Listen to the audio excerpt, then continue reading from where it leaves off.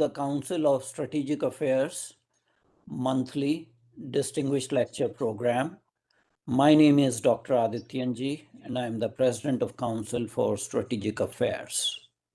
Those of you who looked at our flyer probably gave this particular topic with Admiral Shekhar Sinha as the distinguished speaker, but there has been a change in program because of some last-minute issues. So we are having today, Saturday, March 28, 2026 at 10 a.m. Eastern Time in New York. Our distinguished speaker is Brigadier Dr. Arun Sehgal, and the topic for his distinguished lecture is the Third Gulf War. Will there be ground troop deployment? Before we actually start, a couple of things about Council for Strategic Affairs. We impart education in the field of international relations. We foster discussion, dialogue, and debate on geopolitical issues. We encourage strategic studies in general. We condemn terrorism in all its forms worldwide. We contribute towards world peace and prosperity. We promote track 2 diplomacy and people-to-people contacts. Please subscribe, like, and share the CSA YouTube channel. We are registered as a 501c3 organization with the IRS in the US, and our US-based audience, we request you to donate and support the CSA. We do have a monthly roundtable discussion on second Saturday of each month, and a monthly distinguished lecture by a domain expert on fourth Saturday, which we are having today. There's a fellowship training program for college students. And again, if you are based in US, please help us by donating to CSA. This is our distinguished speaker for today, Brigadier Dr. Arun Sehgal. He has an extensive bio, but I will say two things. One, that he is a respected mentor. He's a member of the International Advisory Board of the Council for Strategic Affairs since its inception. Also, in my mind, there's only one way to describe Brigadier Arun Sehgal as the Dean of Strategic Thinking in India, at least in Indian military establishment. So I won't say much about him. Everything is in public domain. So we are talking about Third Gulf War syndrome. Will there be ground troop deployment? I'm not going to discuss anything myself because I'm going to leave that to Brigadier Arun Sehgal, though I've listed some of the issues here. But I do want to show some maps. So this is the map of the Gulf region with Iran, Iraq, Saudi Arabia, and the Persian Gulf. Couple of other maps. This shows you the location of Iran versus Israel. They are more than 1,000 kilometers away.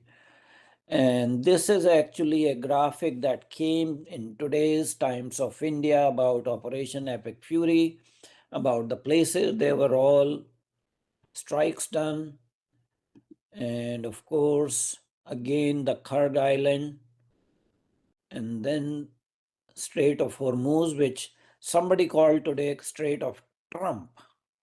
So yes, there is selective passage and toll taking in the Strait of Hormuz. And again, Strait of Hormuz, what are the issues involved here?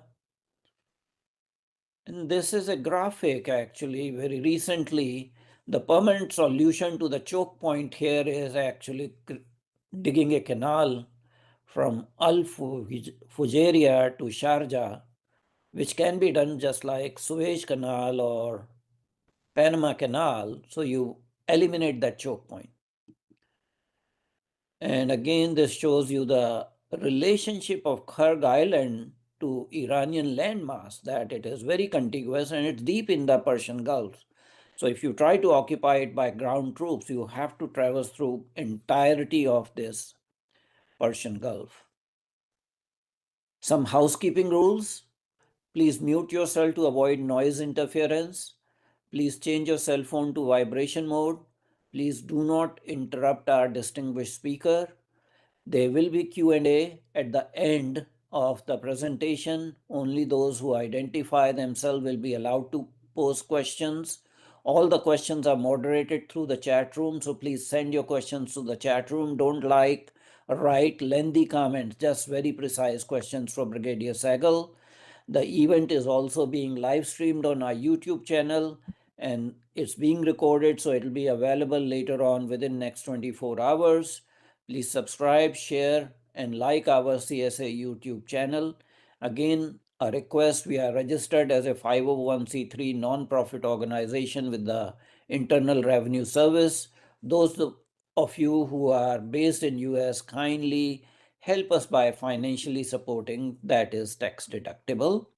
And without further ado, it's my honor and privilege to give the platform to a very respected mentor, Brigadier Dr. Arun Sehgal. Sir, the Thank platform you. is yours. Thank you, Adityanjee.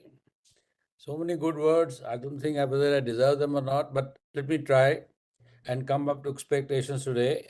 Okay, so what we are discussing is the current state of play in the Gulf War, which is taking place, or the Gulf War 3, as you call it. What is happening?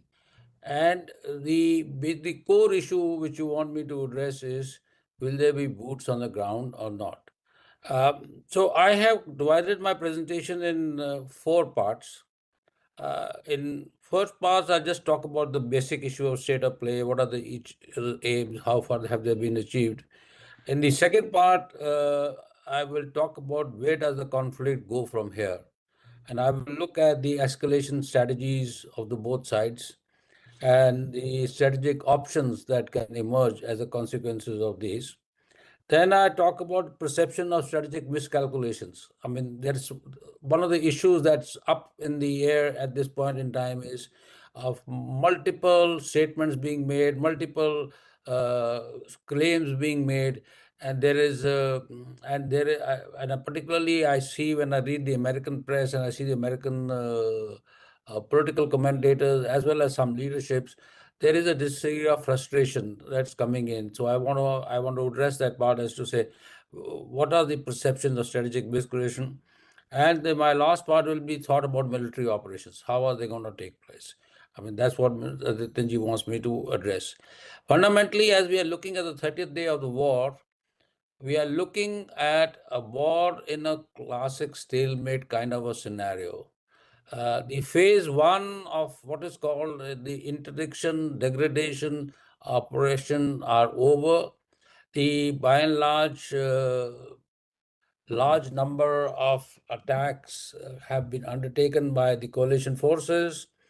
Large number of destruction and degradation of infrastructure, military sites, and other things have taken place. But the story is, despite the claims of 85 to 90% of their launchers having been compromised or attacked or damaged or destroyed, the attacks are continue. And one of the most interesting facets of these attacks right now is that there are precision attacks coming up.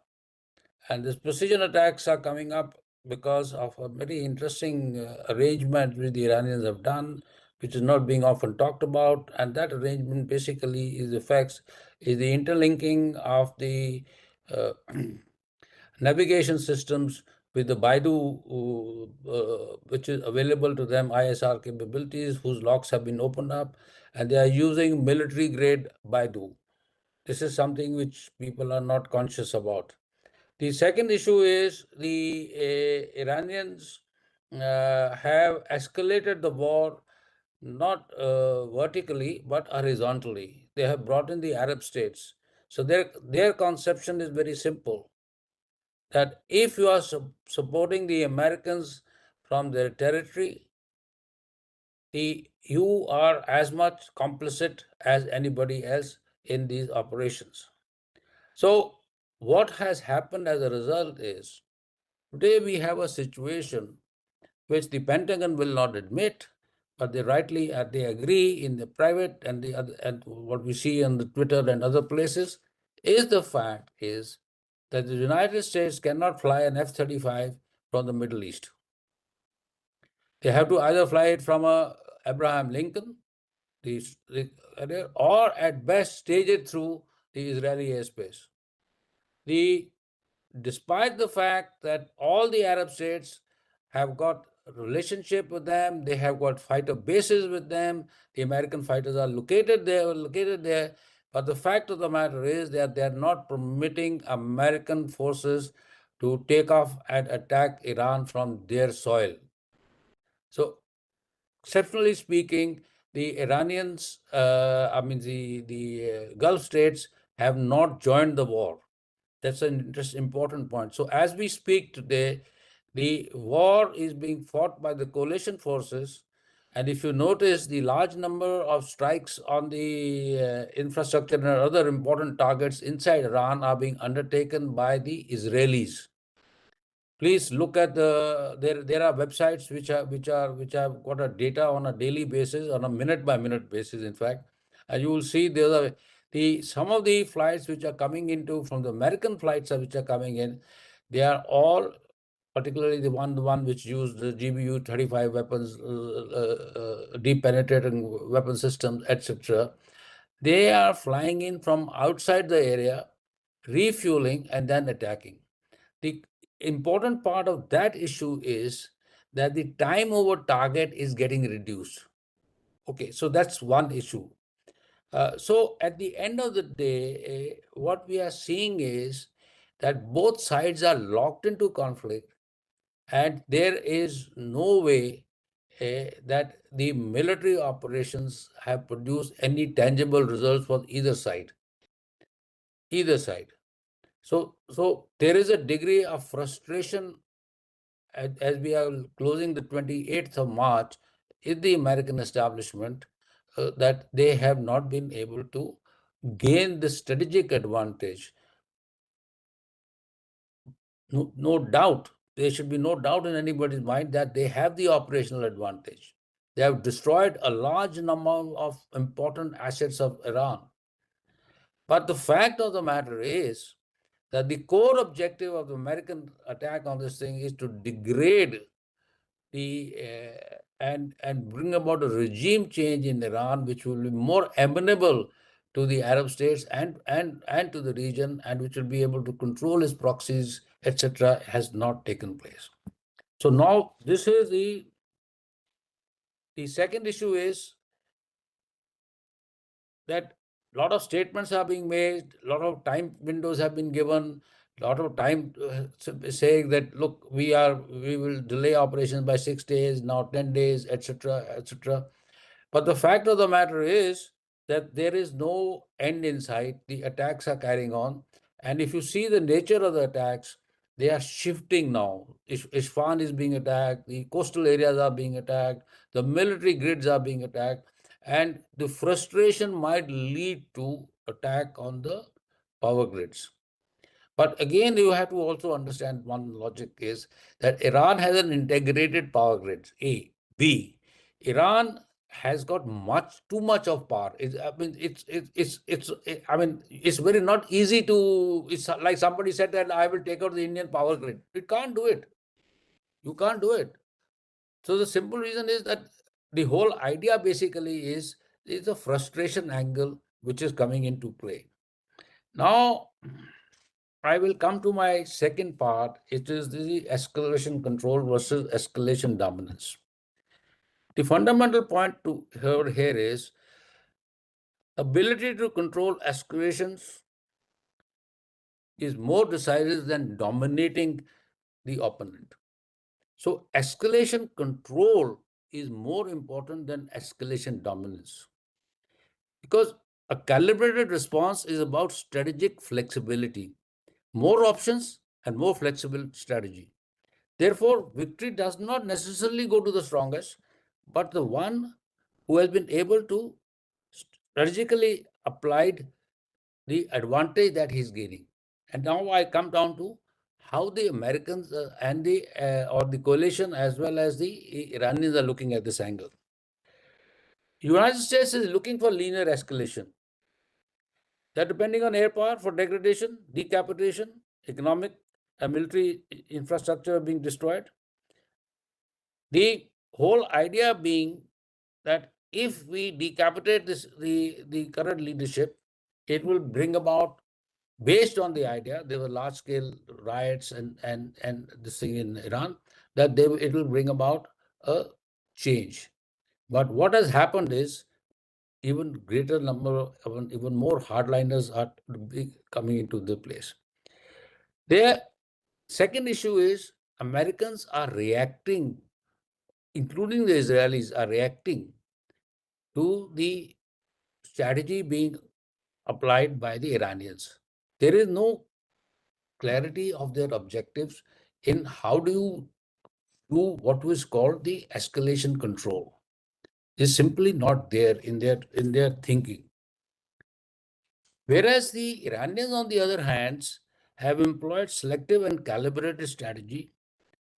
The two direct aims are attacking US critical infrastructure, radars, air defense systems, and also the infrastructure of the Arab states who are supporting them. The whole idea is both to degrade the American capabilities in the region, physical capabilities in the region, and number two is to degrade the allies in the system who now become a pressure point on the Americans to say that, look, we are being left out in the open. To maintain, so what is their strategy? How are they doing escalation control? They are shifting the escalation from one domain to the other. From once they're attacking the infrastructure, then they're attacking the American allies, the Gulf states in the region. They're attacking their air defense systems. They're attacking their communication channels. They're attacking the nodes of the large infrastructure company like Amazon's node has been cloud has been destroyed. So all that is happening inside the system. So it is putting pressure on them. So to maintain initiative, they are using multiple levels of escalation in contrast with what the American and the Brazilian who are doing bang, bang, bang, bang, bang, bang, bang, bang, bang. That's all that they're trying to do. This next issue, what they have done, it is the other day we heard of a report called aircraft carrier Abraham Lincoln has been attacked. Why do you think they are attacking? Do you think they're going to destroy a missile like that can destroy Abraham Lincoln? It's probably picked up before it hit it. The idea is very simple, sirs. The idea is to push the Abraham Lincoln away from its locations, make him move. When he moves, he gets away from the area. When he gets away from the area, his loiter time over the target gets reduced, or he has to refuel. So that is the whole idea under the circumstances. So what are the strategic options in this juncture? So the US strategic objective over here is, at this particular point in time, is to neutralize Iran's regional influence, wrest control of oil, okay, and to bring some kind of change in the leadership within the Iranians, or bring those people in Iran into who are in Iran to become be amenable to some kind of a ceasefire. That's the overall aim at this particular point in time. The issue of boots on the ground, I'll come to a little later. Whereas the Iranians are looking, their aim at this time is to reduce US influence in the region, exercise dominance and political and economic control over the states of Hormuz, and have outlined 5 simple, listed out 5 simple points on which they can discuss ceasefire, which basically you're all aware of. US guarantee against future attacks, sanctions to be lifted, no cap on missiles and weapon systems, repatriation losses, And what has not been talked about is an amicable discussion and solution on the nuclear weapon status. That's not been talked about, but that's there. What are the Israelis are there? Israelis are basically fighting a proxy war on behalf, with the Americans. Their intent is they are uncomfortable with any situation which does not militarily weaken Iran. Because if the militarily Iran is not militarily weakened and the operations are called off under any pretext, it does not uh, help their interests. So please kindly note, going forward, watch Israeli actions very closely. Israel is going to be the spoil sport, and this is where what I am seeing is there's a political slugfest going on off the table between the Israelis and the Americans, and the person who is leading the charge from the American side to ask the Israelis to calm down is the Vice President Vance. And it is the reason that Vice President Vance has been made responsible for negotiation. There are back channel negotiations are going on, as they always do. And in that, surprisingly, the American presidents have also agreed is that Jared Kushner and Mr. Witkoff are off the table. They are the front face. They will remain the front face, but they are not as part of the core negotiation team. So this is what the state Arab states are concerned. Arab states were putting all their eggs on the American dominance of the area, American military presence of the area, and American economic interests in the area, and the shifting of the large amount of American intel companies, communication companies and AI companies into Dubai, like the Amazon did, and some other ones have done it. So the whole idea was they were banging upon this. The IMEC, I2U2s were the consolidation phases of this whole large infrastructure economic development strategy. Now, where does it go from here now? That's all in jeopardy. So this is the other part of the thing.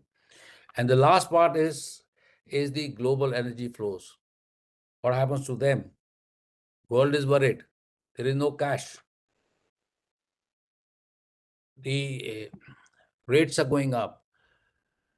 Inflation is rising. So there is another angle. So world is worried. So what does this mean?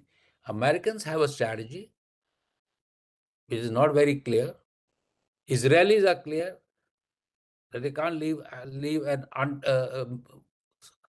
a strong, even not strong, an Iran which has weathered the storm of the global power and the next highest technological military power in the world, and come out still not smiling, but bruised, but not badly hurt. And on top of that, the Arab says that we put all our money on these guys, and where does it leave us? So now I go to my third part, which deals with perceptions of strategic miscalculations. It is in this context, having run out of options, and as a credible aspect of what we call in a strategy, we say is a backup strategy, is that American president has ordered large scale mobilization of forces into the region. I'll talk about the forces later, but the whole idea is that the invasion of an invasion by Americans, a ground invasion, is being forced upon them as a new strategic option because they have run out of all other options, and the Iranians, through their memes, the way they are talking about it, the way they are conveying it, the way they are undertaking the information warfare against the Americans, are leaving him with no option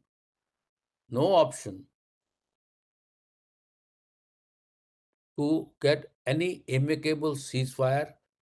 Any of his 15 points I'm not very clear about them, but even if he gets 3, 4 of them, or some kind of an off-ramp which can give him a face saver, he's not getting that from the Iranians at this particular point in time. So as a frustration option, as an option in which he has to be seen to be doing something, and the focus point of this seem to be doing something is the Strait of Hormuz. He is acting, he might launch ground operations. Now, as we go further, we'll see ground operations is not a cakewalk. It's going to be a very serious issue. So, okay. So, as far as the Iranians are concerned, they are following an asymmetric strategy. We talked about it. The other issue of concern, or issue that we need to be looking at, is that new information warfare, cognitive warfare is being launched in terms of leadership replacement trap. I call it leadership replacement trap. There are now things are being put up in the open domain. They are being talked about at various think tanks, being talked about by news commentators, etc. That Iran may have a strong second tier leadership which is committed IRGC people who are diehard Islamists, etc., etc. But the loss of the first tier leadership, and the kind of beating that the Iranians have taken, it has resulted in loss of political and military control over population. That has become weak. The police state has become weak. And since the police state has become weak, the Iranian people are consolidating. And because the Iranian peoples are consolidating, there is a chances of some people within them who can be coaxed, who can be bought, or whatever way you want to look at it, who can be pushed up to replace or create an internal insurrection in Iran. These are the thoughts that are coming on the table. Don't know. I mean, there is no indication as such, but these are always subterranean issues, and we'll see what happens. The Now I'll come to what are the 3 scenarios that can come about. The first scenario that can come about at this stage is managed de-escalation. Broad, based on increasing pressure, rising gas prices, allied concerns, military advice forces the American president or the American leadership to make a quiet pullback. I believe the understanding on this issue is going on. All this talk about president making one remark on the today, second remark the other day, etc., etc.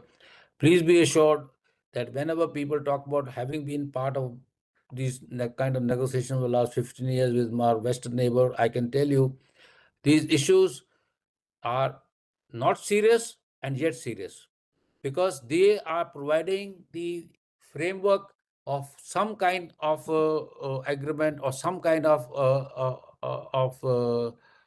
let's put it this way, an understanding that can cause the conflict to end. But it's also talking about the joint management of straits. Please understand, this is not so simple. If you look at the map like he showed, Iran is on the one side, and all the Gulf states with oil-bearing Gulf states are on the other side. If you look at, look at map straight away, is in the east side are the Iranians, then there is the Hormuz Straits, and then the other Gulf state. Now the question is, and who's the most powerful over here? Iranians. So you make a deal with Iran, you handle this traffic. What kind of a deal they want to make is something which will have to be negotiated. But this is what is called the managed de-escalation scenario. Second is a regional realignment scenario, where the regional Gulf states start hedging by building ties with Iran. And here, the role of China and Russia becomes important. They become the regional interlopers. They enter the scenario, they have the money, particularly the Chinese have the money, they have the relationship, they provide a countervailing assurances to the Gulf states. And here, the important part is the Americans are not pushed out of the region. The Americans are simply asked to recalibrate their ambitions, and they also become, and this becomes a sort of a more multipolar West Asia, as they call it. And the full Monty is ground operations.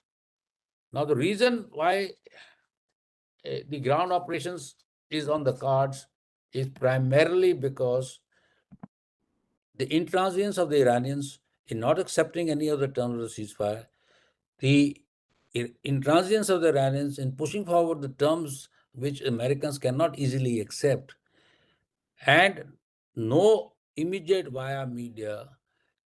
And that is why more and more time is being given by the American president to initiate the next phase of hostilities. But what is important is that if any of these things do not take place, then we are heading for what is called ground operations. So, what does ground operations mean? The Americans have so far assembled close to about 10 to 15,000 troops, 2,500 by two military maritime expeditionary forces, two of them, 35 and 11, about 5 to 7,000 troops from the 82 Airborne Division. I mean, some of them and some additional forces from Rangers battalions, about 7, 8 of those Ranger battalions have come in. And they are now available for operations. But please remember one thing. The ability of the United States to bring large forces into the theater is hugely limited. When the Iraq war took place or the Kuwait war took place, and they attacked Kuwait and they went into Iraq, there were no fierce resistance. And it was the opening phase of the operations. Now we are looking at the 1 month of phase operations. Large amount of degradation of resources have taken place everywhere. So today, if America has to launch 8 to 10 divisions inside the region, it requires a period of 6 months minimum. That's the earliest it can do. They cannot do before that. Simply, they do not have the resources. And add to that is the period in which the resources have to be created. So what we now have is a force of 8 to 10,000, 15, 12 to 15,000 troops, backed up by Black Hawks, backed up by rotary wing aircraft, backed up by A-10s, 160 of them, which were were mothballed, are now being brought out and brought into this game because they can throw a large number of ammunition. Now they've also brought the new kind of artillery which fires about 200-kilometer range artillery, which fires a large cluster ammunition and all kinds of other rockets like HIMARS kind of system. So they have this capacity or there. What does this capacity mean? They can certainly undertake limited operations for creating a beachhead or occupying some critical territories inside the Gulf. But here, the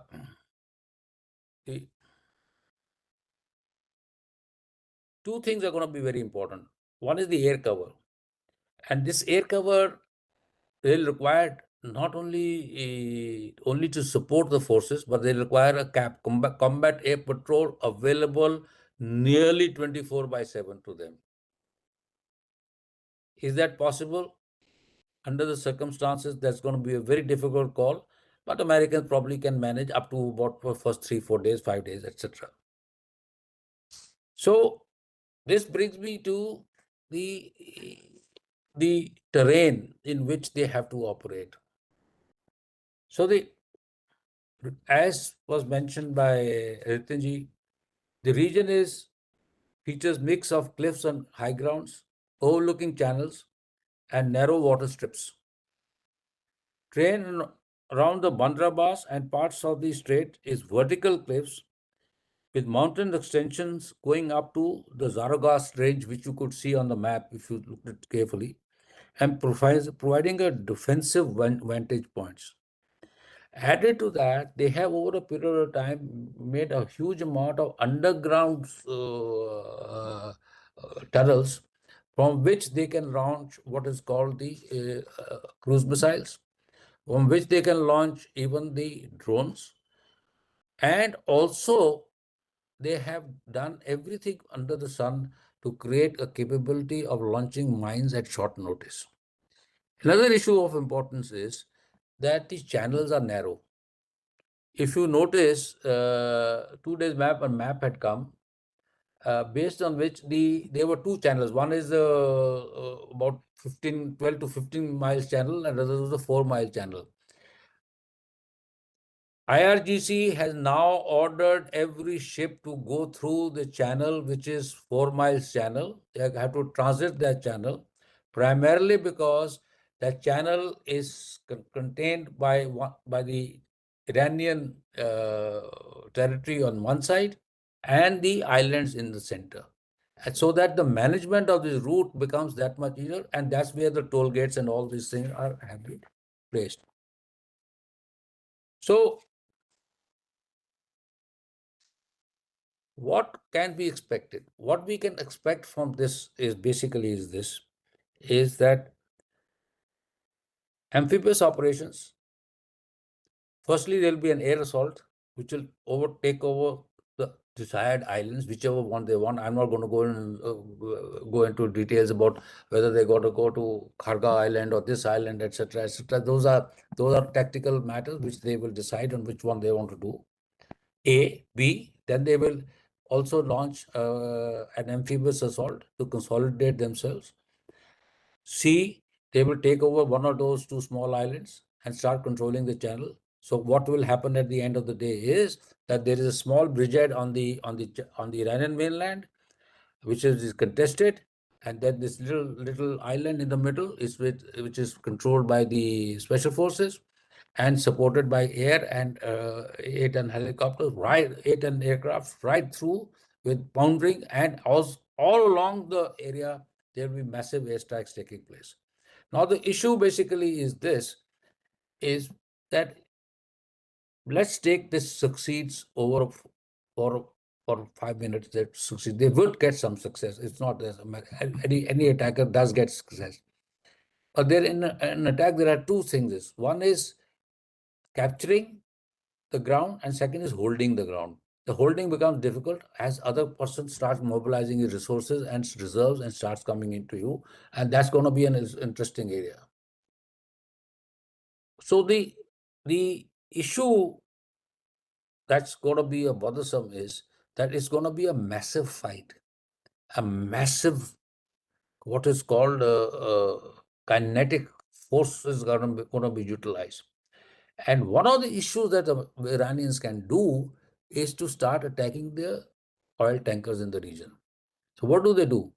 They destroy 4, 5, 6 oil tankers and block the channel. Period. End of the story. And the open channel, which is there, which navy in the world which gonna say is, I'll first enter into that channel, then come here and escort the channels from here. How are they gonna move? If you see the channels, you have a sort of a staging area in the Persian Gulf where the Zagros and these various islands are all there. The pumping stations are all there. The tankers go, they pump their oil, and then they start coming out of the channel. So now, if you start putting boulders in the way in terms of destroyer tankers, attack saying cruise missiles, drones, etc., how are you going to take them out? So it's going to be a bloody operation. The Americans realize it, and that's why you find these delays are taking place. They understand that it's not going to be easy.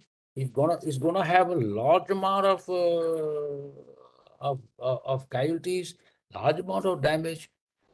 Please remember, sirs, aircraft loss is an aircraft loss. It's flying in the air, it falls on somewhere.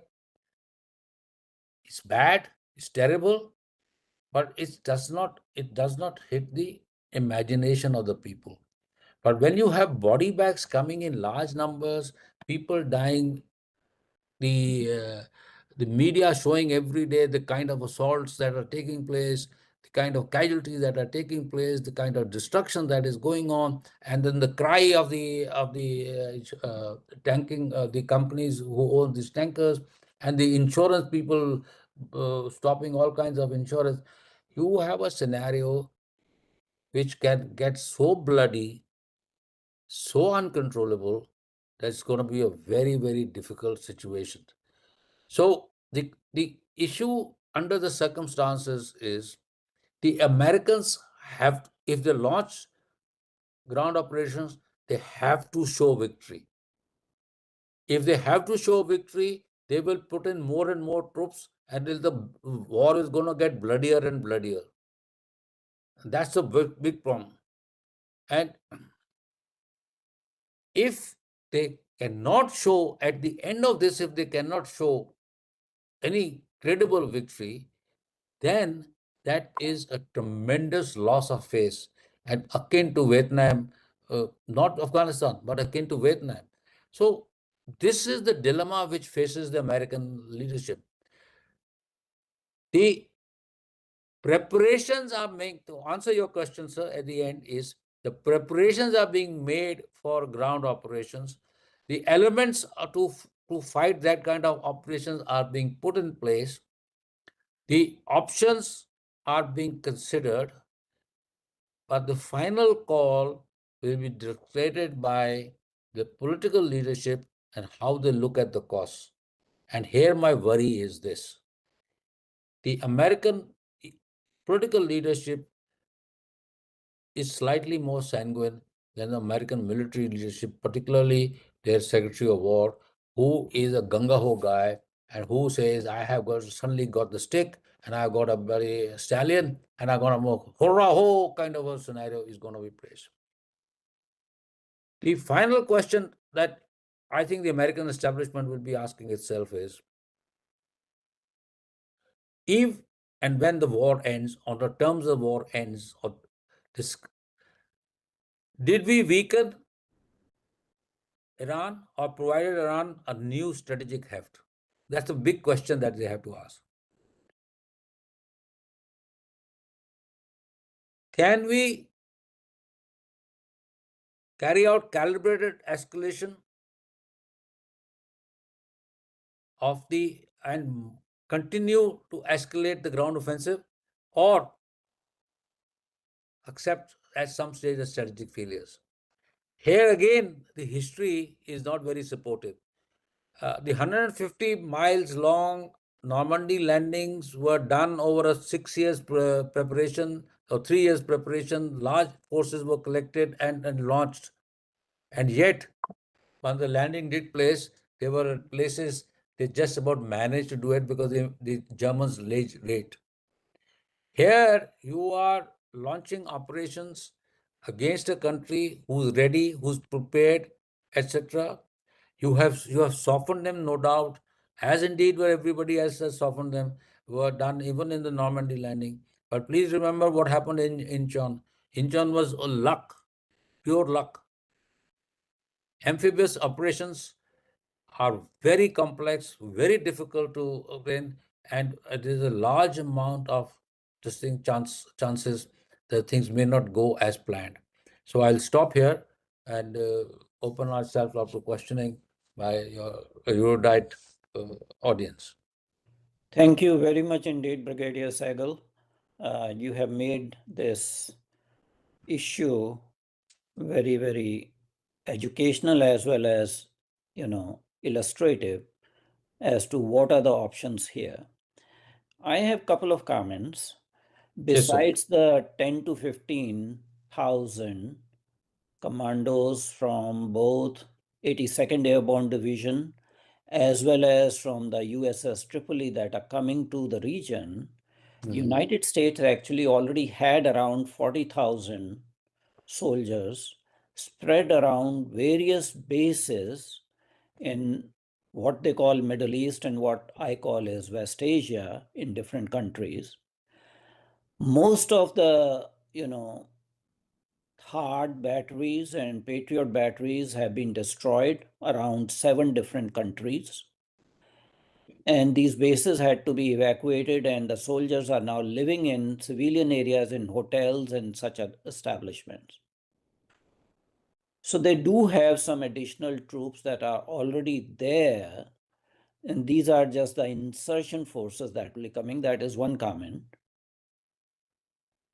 Second comment is that there is actually a difference in stated objectives between US effort versus Israeli efforts. And in both the countries, there's a strong internal debate that has started to appear, more so in US, less in Israel. But there is no nationalistic fervor as you usually saw, even in Israel. And the third thing is that the country of Iran, with the current regime, has a strong staying power as reflected in the Iran-Iraq War of 1981 to 1988. You had an analogous situation in which all the Arab states were on one side. Iran was just a proxy. And actually, Iran was instigated at that time by United States to, get into this fight. And that war lasted 8 years.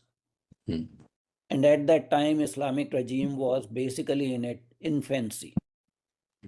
They've been preparing for this war for last 47 years. Any comments about if there is ground operation, will Iran be able to show the staying power to that extent, keeping in mind these scenarios?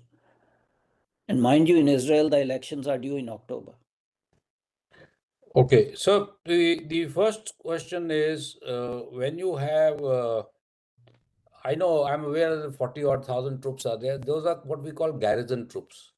They are not fighting troops. Okay, so let's put it this way. Even if I give them the best course option, 60% of them are fighting troops. So that make another 24, 25. So what the army launches formations, integrated formations, where people have trained, people understand each other. You just don't pick up people from garrisons and say, usko main ladai mein le jaunga. Doesn't happen like that. He has to get those formations. What he has basically done is that he has also brought in a battalion, which is what is called, which operates directly under the White House.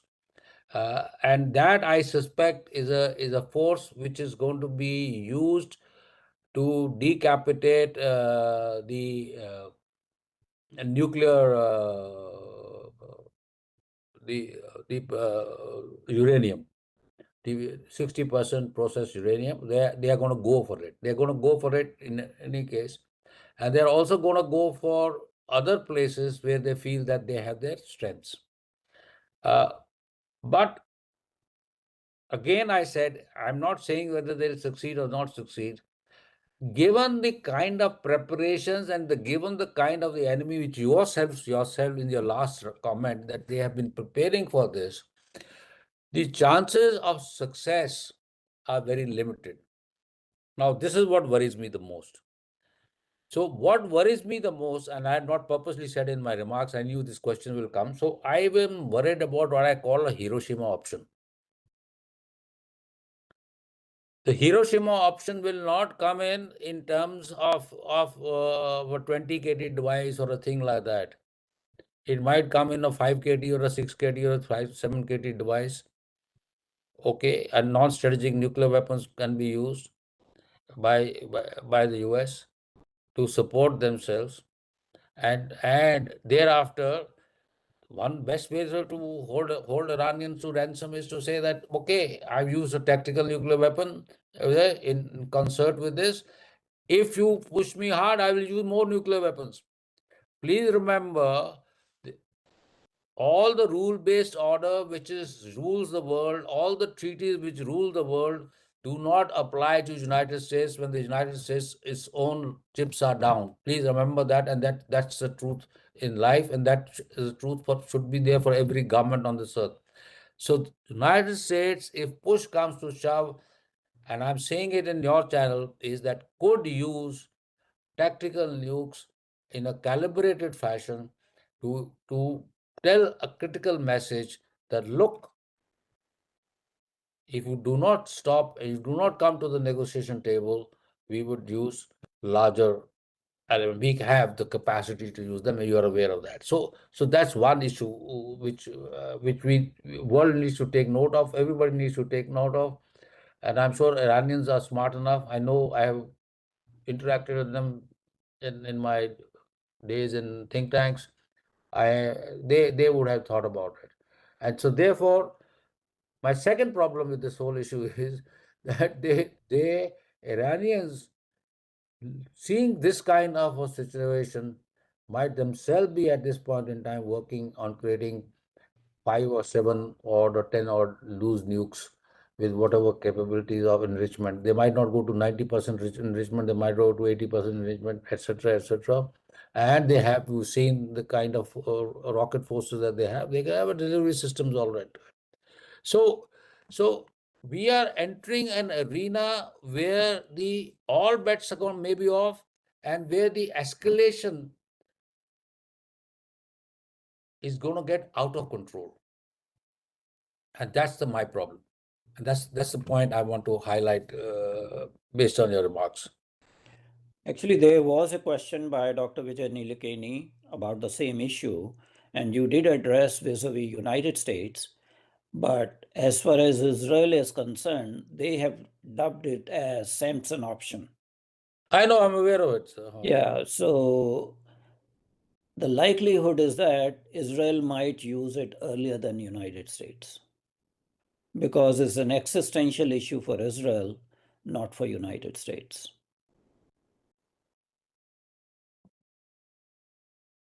All I can tell you is that the if nuclear weapons are used by Israel, uh, the proliferation cannot be managed thereafter. A. B. Iran will 100% go nuclear. Nobody on the earth can stop them. And we will have a much, uh, let's say, unstable region where things can go out of control. And I think it enjoins upon the American establishment to control the Israelis, for going in for this so-called Samson option. Israel's future is not. Israel is going to is future is not at stake. Israel's future is at stake because they have taken too many enemies. Hezbollah has just destroyed 58 of their tanks, and today Houthis have started going to them. So if they are suddenly feeling that they have been attacked from all directions and they're getting squeezed in, it is their fault. I mean, so, but it is equally true is that strong Iran, which is which uses its power and influence coercively against its neighbors, etc., have proxies, is not the best idea of a peaceful region. So, so the Americans were there to control Iran. So if Americans cannot do it, then we have to now look at slightly different way, like I alluded to in my discussion, is look at China, Russia, and even India at that stage, not at the presently, could look at trying to make things easier for the region and bring about peace and tranquility in the region. But the result is the unipolarity of a big power is coming under huge stress, and we are looking at a multipolar world order in which not only the big players, the three big players, but medium powers with potentials of being a major power like India have a big role to play. So we have to be conscious of that, and these are the issues. At least I am going to be thinking through this thing and talk to people around here to who listen. Is to look at these kind of contingencies in Iran. Don't look at this ground operations. Ho gaya, wo ho gaya. No, what happens is things do not get out of hand, and that's what we are discussing, sir. Okay. There's a question from Dr. Vineet Singh from Canada. Why is there lack of active joining of the hot war by the Gulf Arab states despite very grave provocation? Salination plants,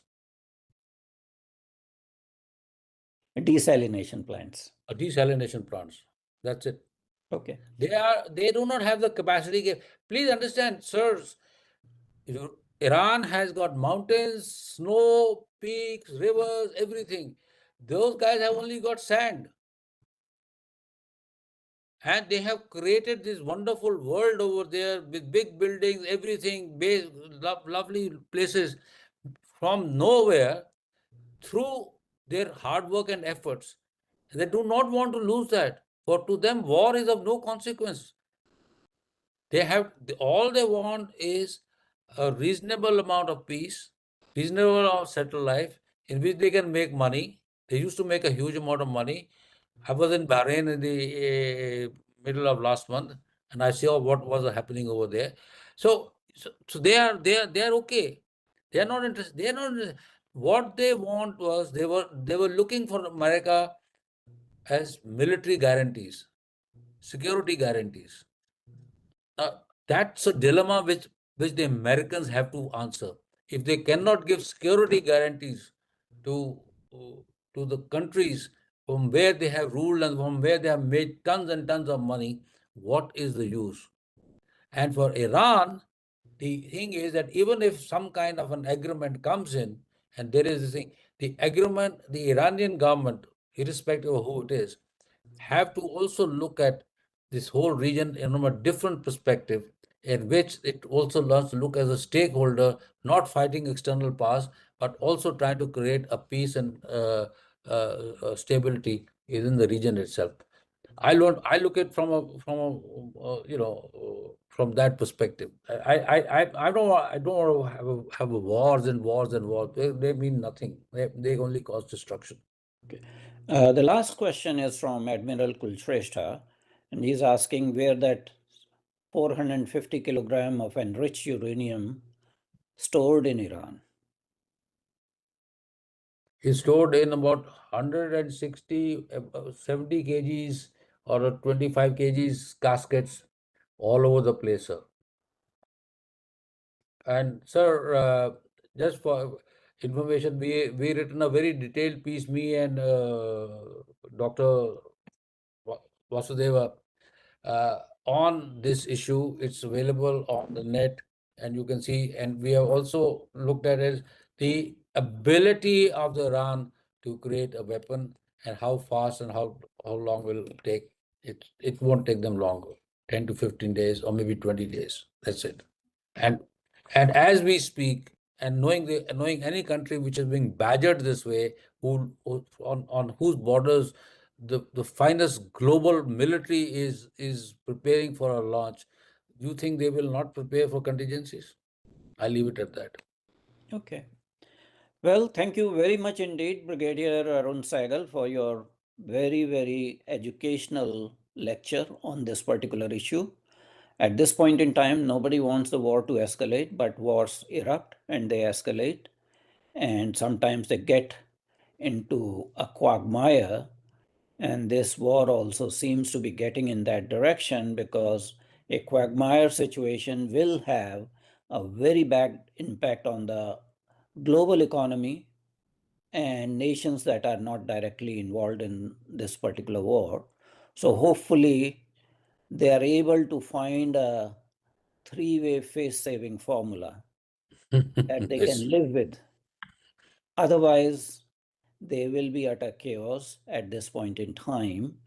Uh, However harsh feelings people may have about the Islamic regime, they have an ideological fervor. And if you look at their national media, the sustained attacks by United States and Israel has done what is called rallying to the flag. Yes.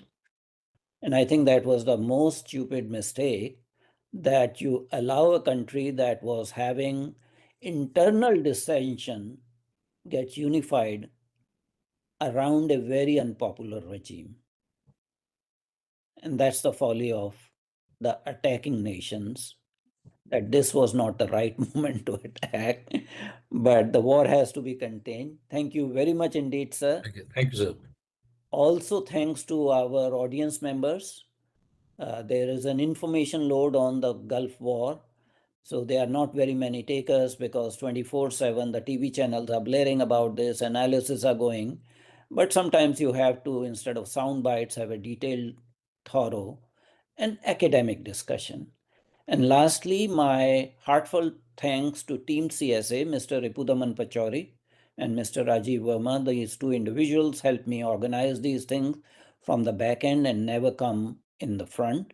So thanks to them. And heartiest thanks to Brigadier Sahgal, who, with a 24 hours notice, was able to deliver this lecture because our scheduled speaker had some issues and could not. So thank you very much, sir. Thank you. Thank you. Thank you.